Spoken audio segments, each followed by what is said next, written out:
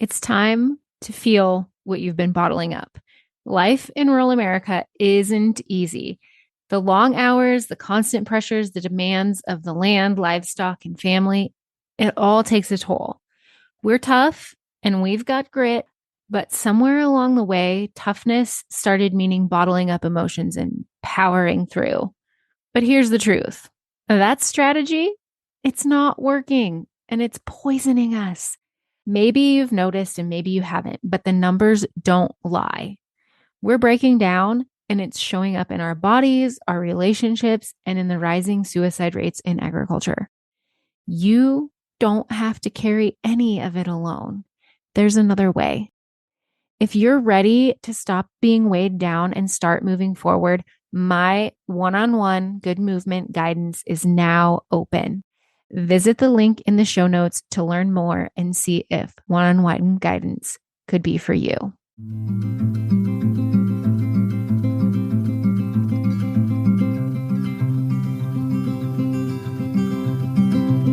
I'll carry you, you carry me, we'll help each other through it. Come on and say good movement draws good movement.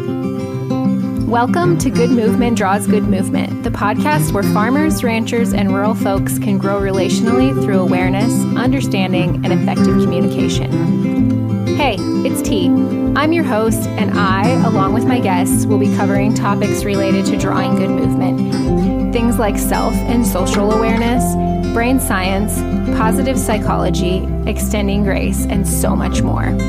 We'll share tools that can help you understand why you are the way you are, why others are the way they are, and how you can use that to step out of self-told lies with grace and compassion to draw good movement in conversations, relationships, and life in rural America. Let's go draw good movement. Welcome back to the Good Movement Draws Good Movement podcast. The other day, my friend and I were having a conversation, and the topic of people staying in bad situations came up. And she was expressing some frustration with people who seem to like the situation they're in, even though there's obviously a better way. And she was struggling to understand, why don't they just do something to help themselves? And I get it. It's super frustrating when you see people staying stuck in something and you can see the better way, and you've even maybe mentioned the better way, and it seems like they won't get out of it. And I mentioned that something that has really helped me when I am in that frustrated place and seeing that is to ask myself, what's happened to them to shape their perception such that staying feels safer than leaving? And that whole question opens up curiosity and space to talk about why sometimes we cling to what's familiar, even when it's not the best thing for us. And this is not an easy topic, and there's no one-size-fits-all answer. But today, I want to explore that more. I want to explore why we stay where it feels safe, even when it's not, when there's better out there for us, and what it takes to step into something better. There is comfort in familiarity. Our brains are wired for survival. What's familiar feels safe, even when it's not safe, even when it's harmful, because our brains recognize it. It's what we know, it's predictable, and predictability in what we know means survival. We know how to maneuver the obstacle course, the gauntlet, so to speak, because we've been on that path before. Like, it's familiar to us. It's like driving the same county road all the time, every day of your life. There might be potholes and soft spots in the sand, or, if you don't live in the sand, maybe there's washouts, but you can maneuver the road really easy, almost with your eyes closed, because you've been up and down it so often. It's familiar. It feels better to drive that road than a road that you've never been on before, even if that road's conditions are better. It's like the old saying, better the devil you know than the devil you don't. So staying in the known, even when it's not good, feels less risky to us than stepping into the unknown. This is why we often prioritize short-term comfort over the discomfort of change. It's easier to sit in the mud that we're familiar with that's all warmed up for us than to try to climb out and risk falling flat on your back in. Think about somebody you know. Maybe you know them well, maybe you don't know them, but you see them and they are staying in a poor relationship where they're clearly not valued. And they're staying because it mirrors what they grew up with. Their partner is like their parent, so they're familiar with that. Or think about somebody who sticks with a job that drains them because of the stability of the job. Like there's not much change. It's just stable. Even though in that stability, it's super boring for them and they're not using their full potential, but they stay because it's stable. Even cycles of self-sabotage can feel like home, like feel good because they're familiar. The environments we come from shape what we recognize as air quote normal. If chaos or neglect was your baseline, stability might actually feel really scary or unfamiliar. Our childhoods and our early experiences set the stage for what feels safe and familiar for us. This is why attachment patterns or unresolved trauma can follow us into adulthood, shaping what we believe we deserve and what feels normal to us. So when we find ourselves frustrated about people staying stuck where we can obviously see there's a better way for them, I find it's important to remember that it's not always just about a lack of effort or a lack of want to. It's actually about what feels safe to them based on what they've lived, what they've experienced, what they know. If someone has been told their entire life that they don't deserve more or that they'll fail if they try, those beliefs sink in.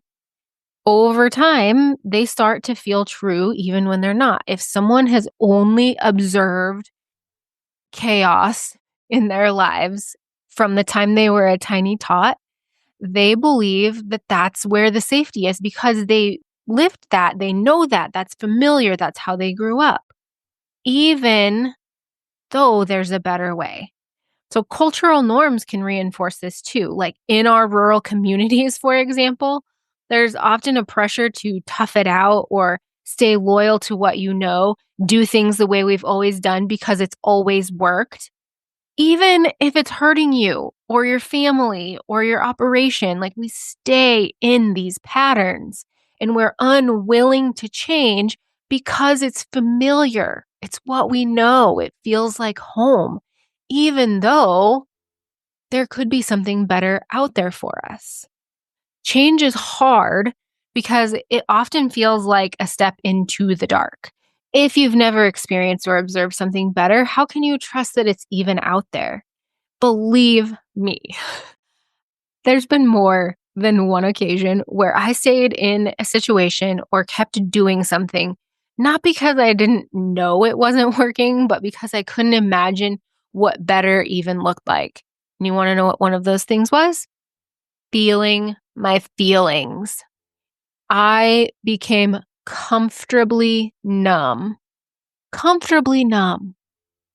And to be honest, with this particular behavior and situation, I didn't know that there was a better way until I did. But I became comfortably numb. And then everything came to a head in 2020. And I could no longer remain numb. And so I had to make change. Did I do it fast? No. Did I want to? No. I wanted to stay in the comfort of my numbness because I couldn't imagine what life would be like to feel feelings and emotions as they came.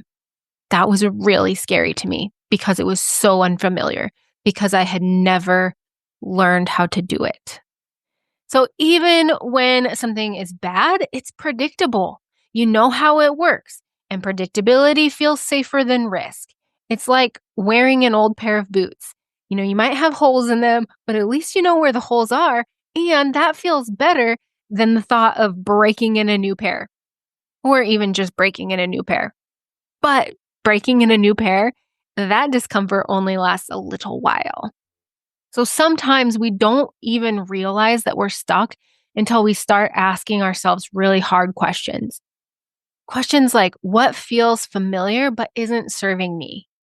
Where am I clinging to the known because it feels safe?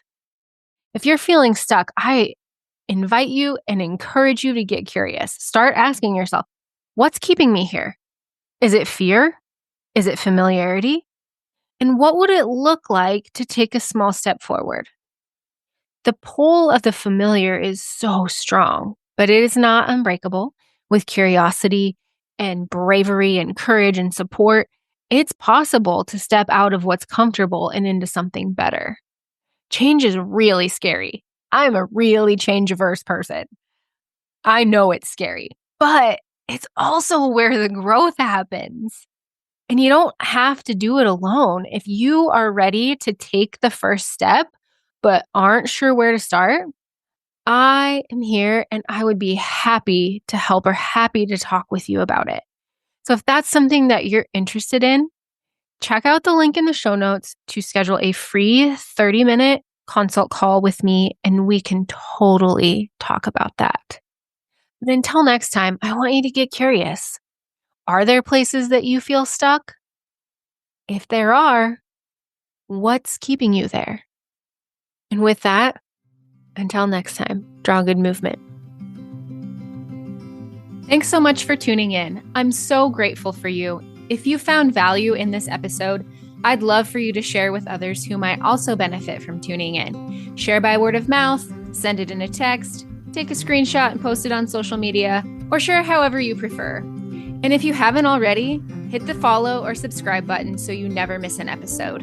Until next time, draw good movement.